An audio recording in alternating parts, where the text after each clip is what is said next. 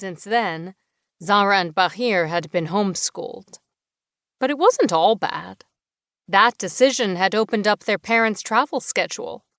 They became free to go wherever they wanted, whenever they wanted. Prior to that point in time, George and Hanan had turned down big opportunities because of their children. While Zahra looked like her mother on the outside, she was 100% her father on the inside. George was exactly how Hanan's family had described him. He was a boisterous American. Tall, handsome, more than a little cocky. But in private, he was a sweet and loving human being. He adored his wife and children. Few got to see George like that. Zahra loved both sides of her father's personality. He was tough as nails when he had to be, and soft and kind when the time came. George had grown up a scrappy, poor kid on the streets of New York, and more than a little of that feistiness had stayed with him as the years passed. As they drove out of the Catskills, Zahra leaned around her mother's seat and spied the two lovebirds clasping hands. Her father drove with his free hand, a dangerous game under normal circumstances. The Catskills featured many narrow, winding mountain roads, but George had a lot of experience navigating them. This had been their 15th trip together here, Zahra's 12 and Bahir's 10th. So far, since the kids were born, the Kanes had never missed a summer on Bear Spring Mountain. "You okay, kiddo?"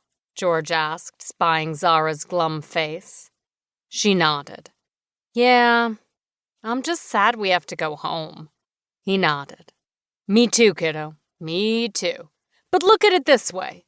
In a couple weeks, we'll be in Japan. Isn't that cool?" "How about you, champ?" Zahra looked over at her brother. He didn't reply. "Bahir?" George asked. "Earth to Bahir." Hanan turned around to look at her second-born. "He's still mad at us, aren't you?" Bahir leaned away from his mom and peered out the passenger side window.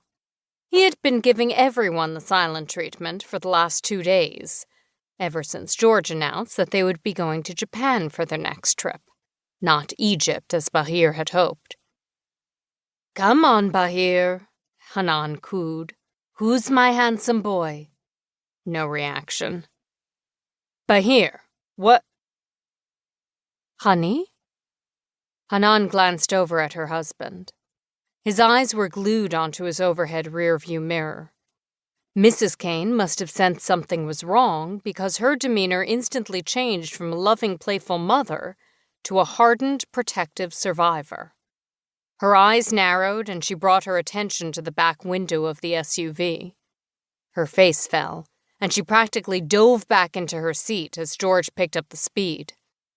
"How did they find us?" George asked. Zahra was confused. "Who found us?" Prologue. The Catskill Mountains, New York, 20 years ago. Neither of her parents responded. Instead, they discussed something in hushed tones. Zahra thought she overheard her mother say this was all my fault, and I shouldn't have taken it. "You had to do it," George replied. "You know what would have happened if you didn't." What are they talking about? George reached a hand for his wife's leg and gripped it hard.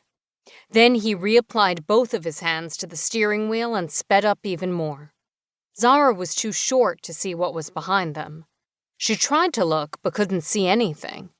The only way she'd be able to see something was if she unbuckled her seatbelt, and she wasn't about to do that.